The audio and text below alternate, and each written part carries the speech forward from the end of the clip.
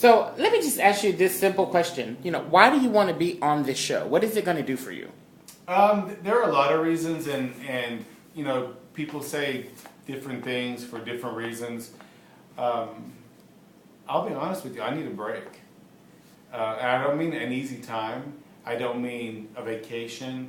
What I mean is we have put our hearts and souls into this shop, and I see this as a way to get my business out there even further than it already is.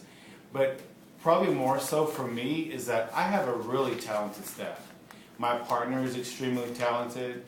My crew, they're very, very dedicated. And by me being successful on the show, or even just being allowed to participate, I just see positive things. And what bad could come out of it? Let's say I'm the first one sent home. I don't think I will be, but gosh, I made it. And that's another million people that knows about Thecakeguys. And I can guarantee you one thing, our shop is worthy of it. The hard work, the tears, and I work a full-time job, Edward works a full-time job, and when we get off work, we come here as a full-time job. And I can guarantee you there's not ever one wedding cake that goes out of this shop that our hearts don't go out with it.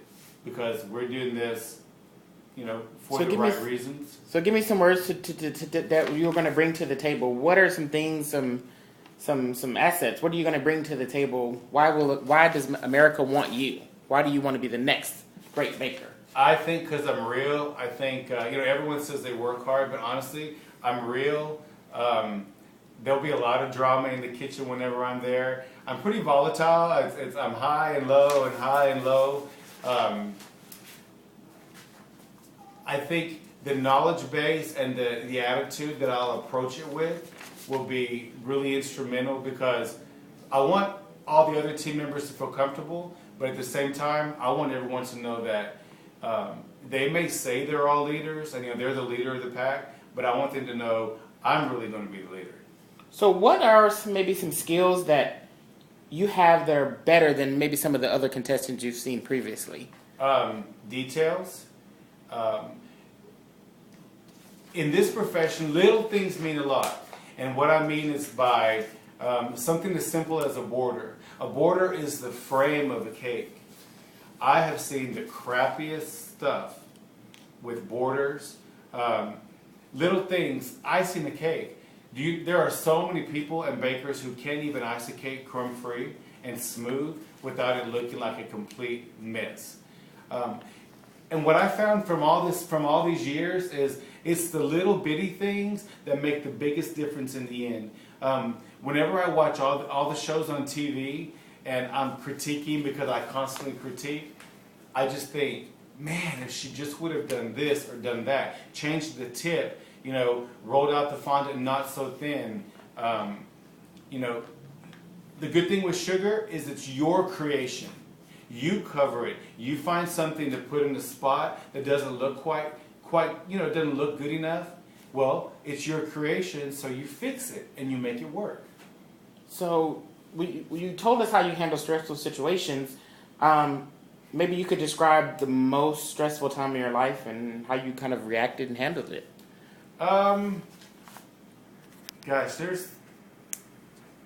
When you talk about stress in my life, it's not even related to cakes or how I handle a stressful situation. Probably the hardest thing, and don't get me wrong, I'm gay, I'm fine. I don't go to gay pride parades and do all that bullshit, because gay is just a small part of me. I'm human. I'm a good friend that just happens to be gay. I'm a baker that just happens to be gay. But being gay as a teenager and no one knowing and you questioning it is so, so stressful. And I teach teenagers. I teach kids to stand up for themselves and believe in themselves. But man, what happens when you can't tell anyone what you're standing up for? What happens when everyone around you doesn't like what you're standing up for on the inside? So kids don't say anything. And I'm not saying for kids to come out and, go run down the hall with the gay pride parade and all that crap. What I'm saying is that stress, and I'm so lucky. I am 100% drug free, and I'm so glad that stress didn't affect me in that time of my life, because the number of my friends that do cocaine, I mean, their lives are just out there so far. And a lot of them, it started way young, just to cover up and to canvas everything about themselves, and they relied on drugs. I had friends who relied on sex. They died of AIDS. They're now HIV positive. You know, and the older you get, the more you learn about why you do things and why you didn't do things. I'm very blessed to be healthy. I mean, because I could be in the same category.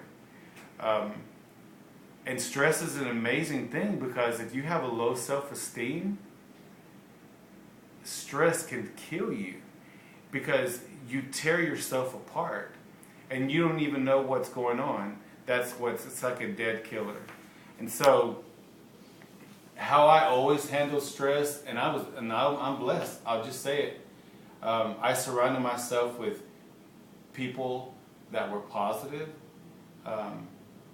people that were hardworking, and you know, there's no way to take stress out of your life, but you got to find ways to manage it, and your actions are what make the difference in the long run. Was there anything you want to leave us with?